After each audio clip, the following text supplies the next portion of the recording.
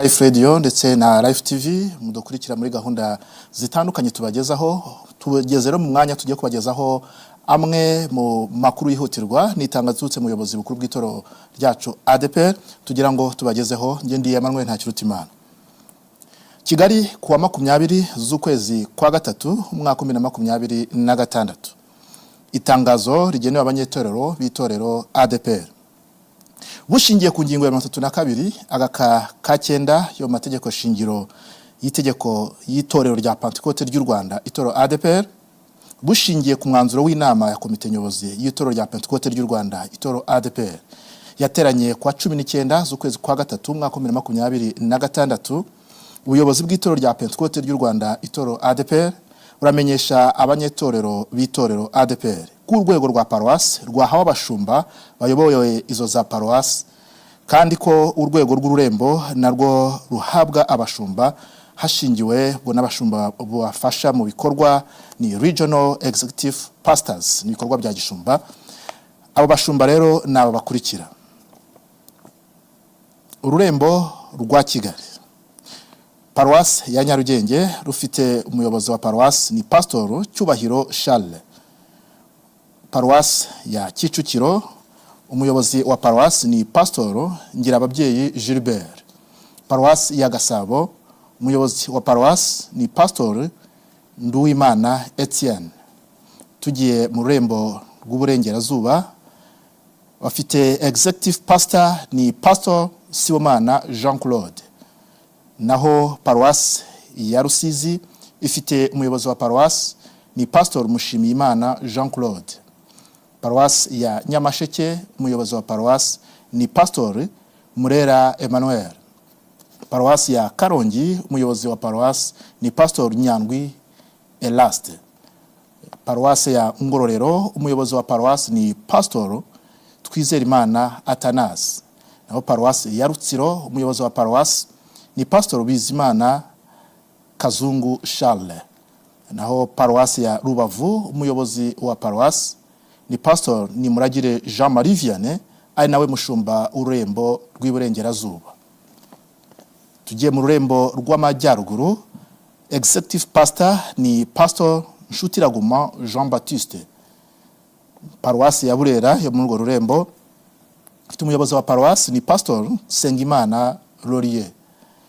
Naho paruwase ya Gakenke umuyobozi wa paruwase ni Pastor Nzamwita Alois.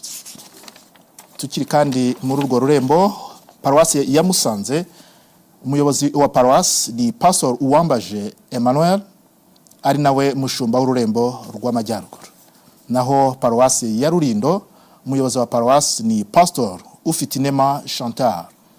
Paruwase ya Gicumbi umuyobozi wa paruwase ni Pastor Mugiraneza Jean Baptiste. Ururembo rw'amajyepfo executive pastor ni Pastor Mukakashugi Marie Chantal. Muri urwo rurembo kandi paruwase ya Kamonyi umuyobozi wa paruwase ni Pastor Binyonyo Mutwal Jeremy. Naho paruwase ya Muhanga umuyobozi wa paruwase ni Pastor Gatsinzi Pierre Celestin. Paruwase ya Ruhango umuyobozi wa paruwase ni Pastor Hubakimana Thomas. Naho paruwase ya Nyanza umuyobozi wa paruwase ni Pastor Misago Andre. Paruwase ya Gisagara umuyobozi wa paruwase ni Pastor Mushimiyimana Pierre Damien. Paruwase ya Huye umuyobozi wa paruwase ni Pastor Ndayishimiye Tarsis, ari nawe muyobozi w'ururembo rw'amajyepfo. Naho paruwase ya Nyaruguru umuyobozi wa paruwase ni Pastor Nsanza Mahoro Fidel. Paruwase ya Nyamagabe umuyobozi wa paruwase ni Pastor Nkurikiyimana Daniel.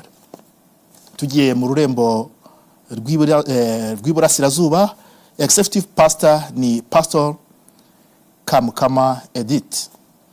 Naho paruwase ya Bugesera umuyobozi wa paruwase ni Pastor Rugendinda Alice.